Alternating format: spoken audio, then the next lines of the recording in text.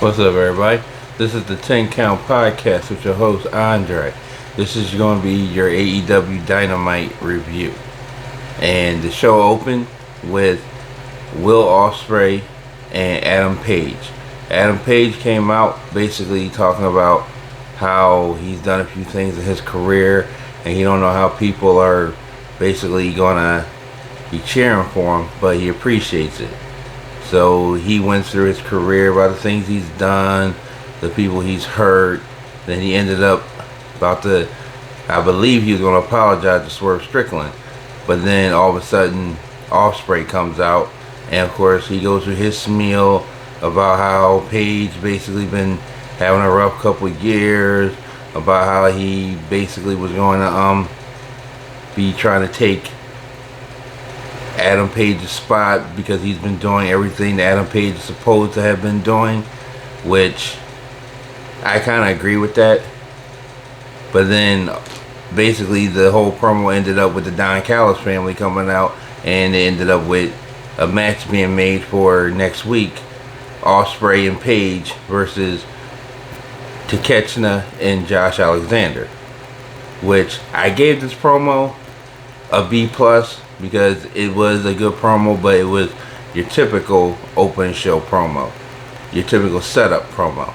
I get that every show has to have that, which, okay, that's fine and dandy because it seems like every show is doing it nowadays. Now there was a backstage segment with MJF, but of course I give that one a D because it was your typical MJF rant.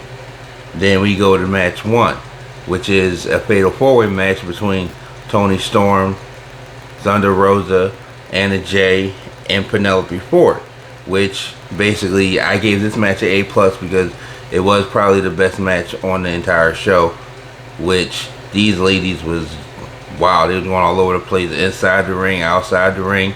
And then of course Megan Bayne showed up and she tried to interfere in the match because of course we all know fatal 4-way matches are no disqualification. So she came out roughing everybody up, and then here comes Harley with her pipe and basically started beating up Megan Bayne and beat her to the back. So the match basically ended up with Toni Storm tapping out Penelope Ford. Now, of course, then the next segment we had was a promo with the Hurt Syndicate. Now, they out there talking about how who's going to take the tag titles from them, about AEW is a place where the best wrestle. So here comes Top Flight. And they come out talking about how, yeah, they've had their problems as of late. They had some bad luck, blah, blah, blah. But then they want to say, we believe that we can beat y'all for these tag titles. Then guess what?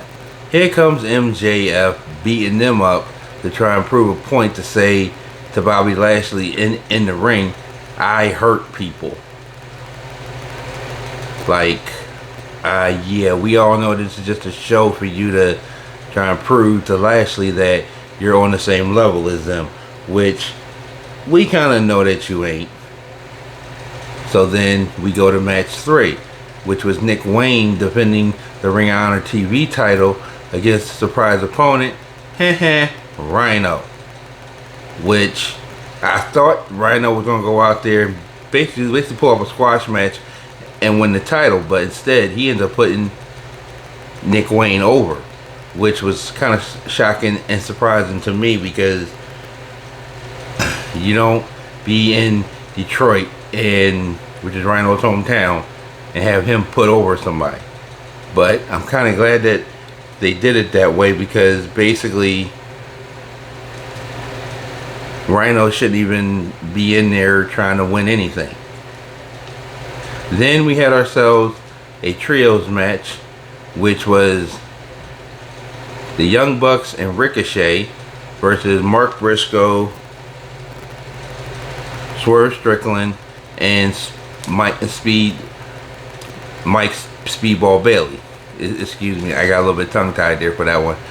But this was a pretty good match, but it had the Young Bucks fingerprint all over it. You could tell that they're the ones that actually booked this match, because when it comes down to it, you can tell, because their matches are always all over the place, high flying matches, some wrestling, but not really too much of it. Which, in the end, we saw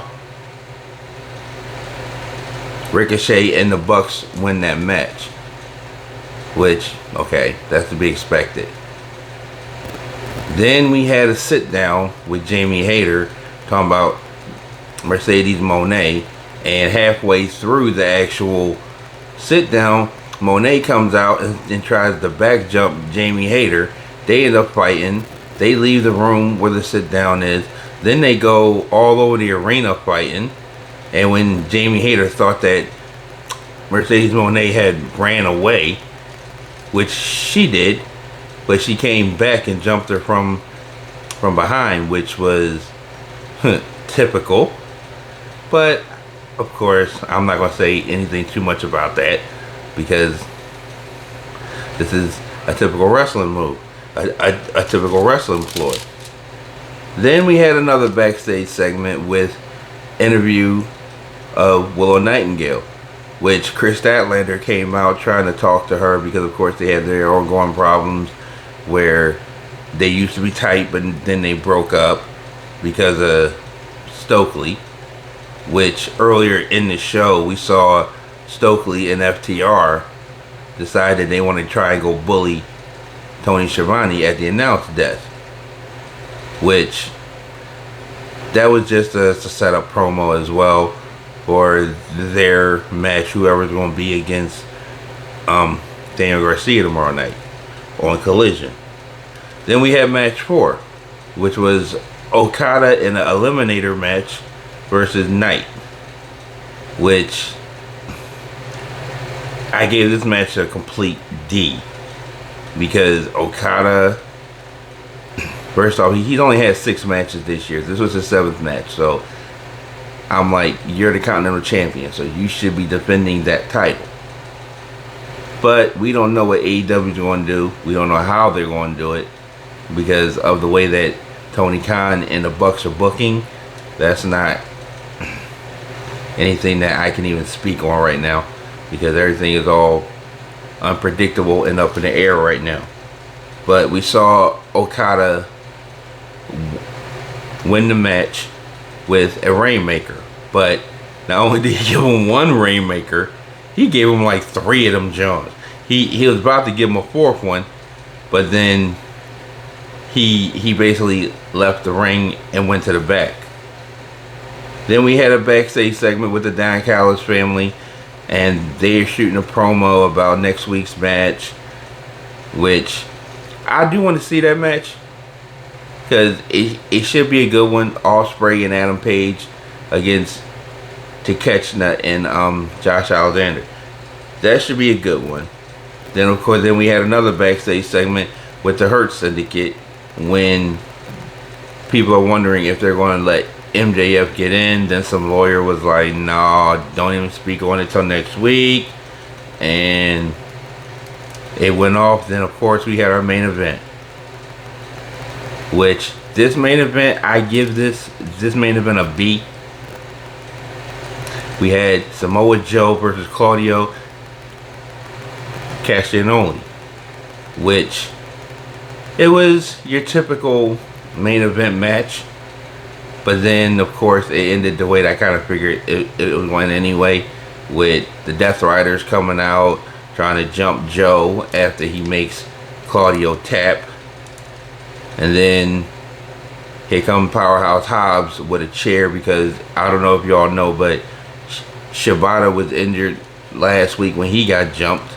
So it was just Joe and Powerhouse Hobbs, and Castagnoli was still in the ring, so they gave him a few chair shots as an example in front of Moxley, which Moxley was standing looking like, oh my god, like what is going on here? I don't believe they're doing this to him, blah blah blah.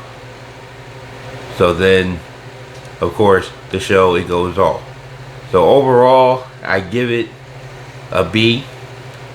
There was only really one A plus match on the whole show, and that was the women's fatal 4-way match, which I already told you about that one. But the Hurt Syndicate promo, I give that a C, because that was your typical promo.